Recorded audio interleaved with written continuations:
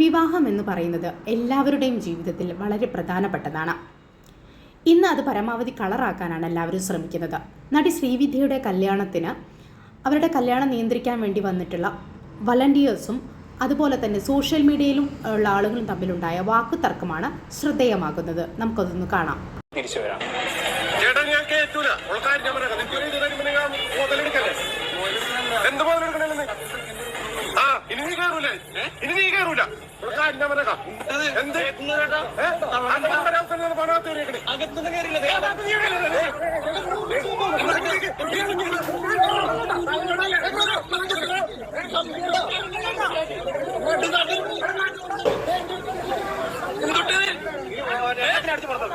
പിന്നെ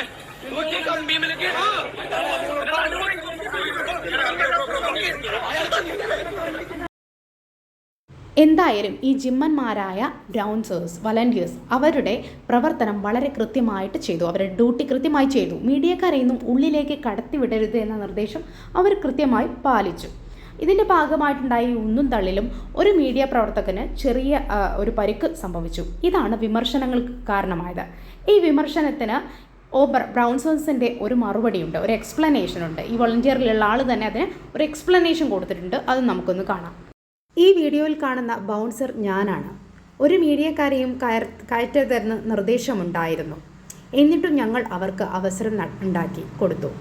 എന്നാൽ ഇവൻ മാത്രം അകത്തു കയറി വീഡിയോ എടുത്തു. ഞാൻ അവനോട് ചേട്ടാ പുറത്തേക്ക് ഇറങ്ങാൻ പറഞ്ഞു. അവൻ ഇറങ്ങിയില്ല. അതാണ് അവിടെ സംഭവിച്ചത്. പിന്നീട് ഞാൻ ചെന്ന് അവനോട് സോറി പറഞ്ഞതും ആണ്. ഈ പ്രശ്നത്തിന് ശേഷം അവർ സോറി പറഞ്ഞ് പ്രശ്നം സോൾവ് ആയതാണ്. എന്നാൽ താലികെട്ടലിന് ശേഷം വധൂവരന്മാർ ഇവരുടെ മുന്നിൽ ഈ മീഡിയക്കാരുടെ മുന്നിൽ വന്നപ്പോൾ ഒരു മീഡിയക്കാരൻ അവരോട് ചോദിക്കുന്ന ചോദ്യമുണ്ട്. വളരെ റഷായിട്ട് അവരുടെ കല്യാണമാണെന്നും പോലും ഗൗനിക്കാതെയാണ് അയാളുടെ ചോദ്യം വരുന്നത്. അത് നമുക്കൊന്ന് കേൾക്കാം.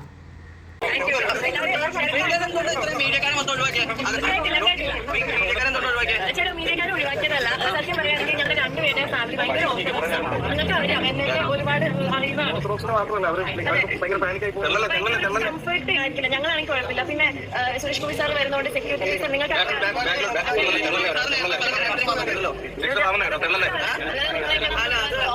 മീഡിയ സ്പേസ് കിട്ടിയാലും മതിയായിരുന്നു.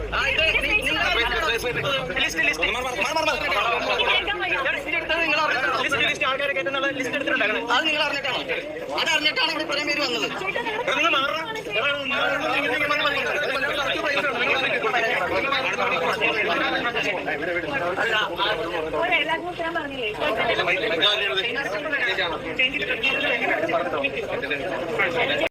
എന്തോരം ഷൗട്ട് ചെയ്തിട്ടാണ് ഈ മീഡിയക്കാരൻ ഈ കുട്ടിയോട് സംസാരിക്കുന്നത്.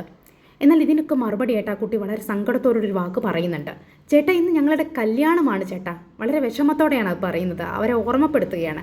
വളരെ സന്തോഷത്തോടെ നിൽക്കേണ്ട ഈ സമയത്ത് ആ കുട്ടിയെ സങ്കടപ്പെടുത്തി കളഞ്ഞല്ലോ നിങ്ങൾ. ഇനിയെങ്കിലും ഇത്തരം സെലിബ്രിറ്റികളുടെ കല്യാണത്തിന് ഈ മീഡിയക്കാർ ഇരച്ചു കയറുന്നതും ഒന്ന് സംയമനം പാലിക്കുന്നതും നല്ലതായിരിക്കും. Thank you. എൻ്റെ ചാനൽ ഇഷ്ടപ്പെട്ടെങ്കിൽ ഒന്ന് സബ്സ്ക്രൈബ് ചെയ്യൂ.